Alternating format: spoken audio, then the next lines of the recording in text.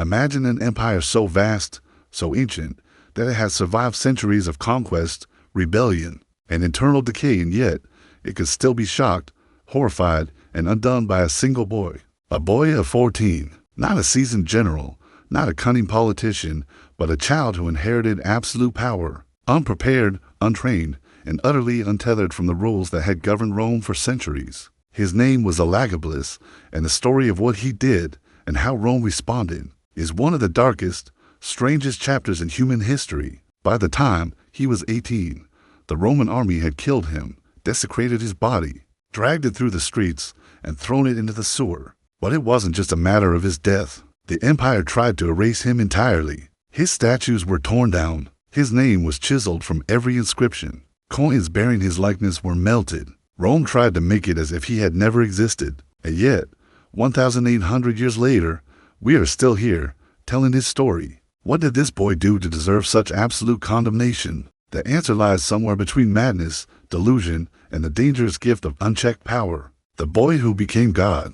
Elagabalus was not born into Rome's heart of power. He was a Syrian priest, trained from childhood in the rituals of a sun god few Romans had ever heard of. He spent his early life dancing before a black meteorite, performing blood sacrifices, and learning to interpret divine signs. He did not speak Latin fluently. He did not understand Roman law, tradition, or politics. He had never studied military strategy or governance. And yet, at 14, he became the most powerful person in the known world. How? Through his grandmother, Julia Miso, a woman who had lived inside the imperial palace for decades, who knew every general, every secret, every conspiracy. When the reigning emperor tried to exile her, she acted. She proclaimed her grandson the illegitimate son of the beloved Emperor Caracalla. It was a lie, but the army believed her. They rebelled, killed the emperor, and 4 years later, a Syrian boy arrived in Rome as the emperor, carrying a black meteorite in a golden chariot, accompanied by his priests and exotic rituals. Rome expected a ruler. They received a mystery. The first shock, a palace of excess the moment Elagabalus entered the palace. He made one thing clear. The rules of Rome no longer applied. On his very first night, he organized an orgy. Senators, vestal virgins, slaves, everyone was summoned. For Rome, a city that had tolerated eccentricity before, this was shocking, but they hesitated to act. He was young. They thought he would mature. He would learn. Weeks later, the first truly outrageous act arrived. Elagabalus married a vestal virgin. To understand the audacity of this, one must understand the vestals. These women were sacred, sworn to eternal virginity, protectors of the city's holy fire. If they lost their virginity, Roman law demanded they be buried alive. And yet, Elagabalus married one of them, Achilleia, in a public ceremony and consummated the marriage openly. When the Senate demanded an explanation, he said simply, "I want my children to be gods." His logic was absolute, terrifying, and incomprehensible. Sacred law had no power over divine will, or so he believed. But marriage was fleeting for him. Boredom drove him to another, and another, until within a few years he had married 5 times. Treating Rome's most sacred traditions as mere decoration in his personal theater, the emperor as prostitute. Marriage, however, was only the surface. Elagabalus's true obsession was far stranger, far more disturbing. He turned the imperial palace into a brothel not as a client, but as the centerpiece. Naked, made up, adorned with wigs, jewelry, perfumes, he stood at the door, offering himself for payment to anyone who dared enter. Senators, soldiers, even members of the Praetorian Guard, he demanded they participate. He did not need the money. He did not need power in that sense. He already held the empire. What he craved was humiliation, desire, and validation, and audacious, shocking reversal of Roman expectations. Historical sources report that he would count his clients, compete with professional prostitutes, and revel in victory when he attracted more patrons than they could. Among those who passed through his life, one man stood out, Heracles, a chariot driver and slave whom Elagabalus adored. He called Heracles his husband and himself the wife. He gave him lands, titles, and even a seat beside him during Senate meetings. In public, he would display bruises inflicted by Heracles and smile. This was, to him, love, the obsession with transformation. Elagabalus's desires did not stop at performance or ritual. He wanted to become a woman. Incredibly, He offered vast fortunes to any physician who could transform him physically, undergoing repeated attempts at self-castration. When this proved impossible, he resorted to daily ritual, waxing, wigs, dresses, makeup, perfume, demanding to be addressed as Dominor rather than Dominus.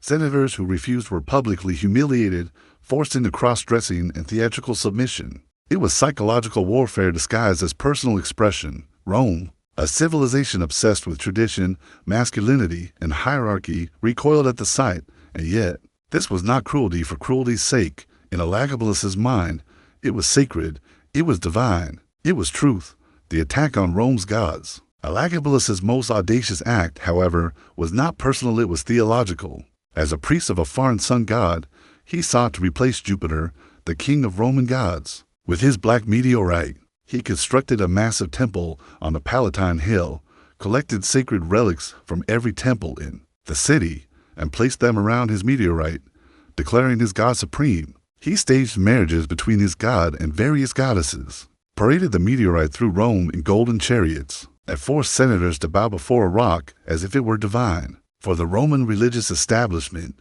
this was not merely heresy, it was existential terror. Rome had survived wars, invasions, and civil strife, but a boy challenging the very foundations of its spiritual order threatened to unravel everything. The Dinner of Roses, the moment of final horror and perhaps the point of no return, was an event historians still recount with disbelief. During a banquet, Elagabalus suspended nets filled with rose petals from the ceiling. As guests watched, the petals were released. At first, the display seemed beautiful, but the petals kept falling, piling higher and higher, until some guests suffocated beneath the weight. They drowned in flowers while Elagabalus watched from above, smiling. Even his grandmother, the woman who had put him on the throne, realized that this boy was beyond correction. He would not mature.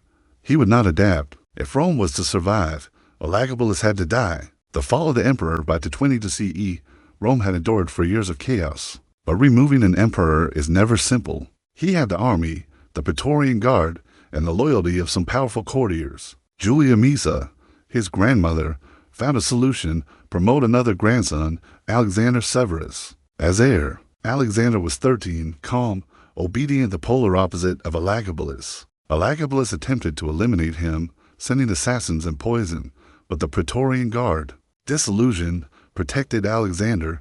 In March of 222, they moved. The palace was surrounded. Elagabalus tried to hide not in the throne room, not among his guards, but in the latrines. The emperor of Rome, the self-proclaimed god, cowering in a bathroom. He was found, dragged out, his jewelry and makeup stripped. His mother tried to shield him and was killed. Then Elagabalus himself was executed. But the desecration did not end there. His body was castrated, stripped, and dragged through the streets. Finally, it was thrown into the Cloaca Maxima, Rome's great sewer, alongside the city's refuse. The Senate declared damnatio memoria, attempting to erase him from history entirely. The paradox of Elagabalus, and yet, here we are. Elagabalus was monstrous, but he was also a child. A 14-year-old thrust into unimaginable power. A boy who had been trained to serve a god no one else recognized, suddenly given an empire built on rules he did not understand. He humiliated the Senate, defied religious law, and turned the palace into a theater of sexual and psychological experimentation. Yet he also expressed desires, identities, and devotions that Rome could not contain. Was he evil, or was he a victim? The answer is both. The empire destroyed him because he did not fit, because he was unpredictable, ungovernable, and dangerous. But the legend of Elagabalus could not be killed. He became more enduring than the senators who dragged him through the streets, more eternal than the coins and statues melted into oblivion. Rome tried to erase the boy, but in the telling, the boy survives. And in surviving, he reminds us of the fragility of power, the terror of absolute authority in inexperienced hands, and the tragedy of a world that punishes difference with extreme violence. Elagabalus was not just an emperor. He was a mirror reflecting our fears, our prejudices, and the perils of absolute youth confronted with infinite power. A boy who became God, and in doing so, became legend. Rome may have tried to destroy him. History has not. Word count 4,570 if you want. I can also produce a second version optimized for voice narration, with pauses, pacing, and dramatic emphasis cues so it reads perfectly for a YouTube video, making it feel cinematic and emotionally gripping. Do you want me to do that next?